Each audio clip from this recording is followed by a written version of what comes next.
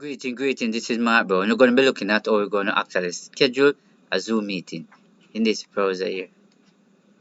Very important here. So, for instance, you want to just have a local meeting with your colleague, just want to have a meeting with your student, or maybe in a church setting, you just want to meet to have a short meeting, but you want to schedule a meeting. But how do you go about scheduling it? Well, if you notice right here, actually in the Zoom section. Right? And if you reach to this particular screen, it means that you can schedule. But if you don't have a screen like this, it means that you can schedule, which means that you have to sign in. Right? If you notice right up here, it says new meeting, join meeting, screen sharing, and schedule. So we're going to focus right here on your schedule.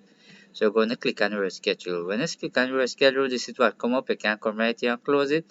Does the same right here. You can actually move out this and put in the name that you want. If you notice right here, you can come right here and put in even the time.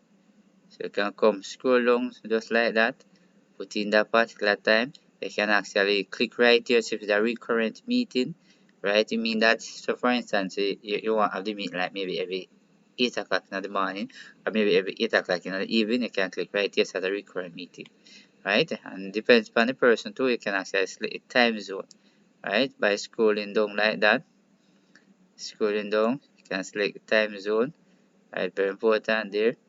Right? If for instance you want is a meet that you keep on a regular basis, maybe student or maybe some church members and whatever, you can do personal meeting or you can generate. Cause if I click right over here, some personal meeting, you notice the password change. If I come back over here and I click on general, notice the password change is the same. But the waiting room, you can either make everybody wait in the waiting room and then you will determine who come in from who don't come in and all of that. Right here, so that I can actually turn off the camera, you can turn it on. Here, you can show you participant one. So over here, you have an Outlook calendar or Google calendar. So if you notice, this is one that check. So that exactly would actually take you directly over in there. But if you notice, there's an advanced option right here. Right, when you click on the advanced option right here, notice allow participant to join anytime. Right here. So if you click on this, allow participant to join anytime, mean that the participant can join before you even start the meeting, right? It's a new participant upon entry. And this is what I want to take out because sometimes when they come in the meeting, sometimes the background might be noisy and all of that. Right? And right here, so automatically record meeting on the local computer. So some people might have a look fear, say, boy, they don't want this thing to record because it's go in a cloud. So here it give you the option which you can record it on your local computer.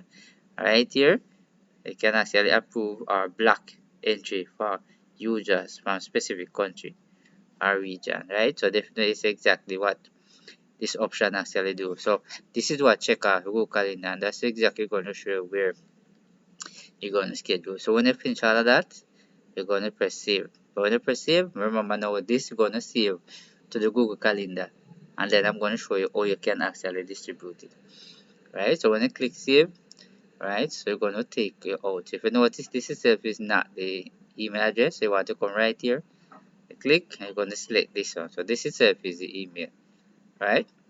And carefully, if you notice, this is it right down here. This is the meeting that's scheduled. But definitely you want to send it off, right? Beforehand, right? When you come like this, so you click. If you notice right here, you notice you show everything so far. Right here, password, the link, you can actually click this, send off it or whatever. Right up here, you notice it's another link again, you can actually do that. But the next way you can do now, right? If you notice right up here, sure, I can actually edit it again. Right here, sure, I can delete it. You know, X, you can also get rid of it. If I click right here, sure, I can print it. Yes, I can duplicate it. I can publish the event. I can actually change the owner just right here. But if I come right here and I click here, right, and this little thing look like a envelope, click on it, you notice this is what come up. I can definitely write the message right there, right? And if you show it right up here, back click, you notice I can actually add email. So I can add any amount of email to the person definitely I want to send it, and I can actually write the message in right here. So as I see, meeting link below. right? And have that just like that. So the next thing that I wanted to do definitely, I can actually notice right here. Sure, I can click right here and copy it and put it in my internet browser.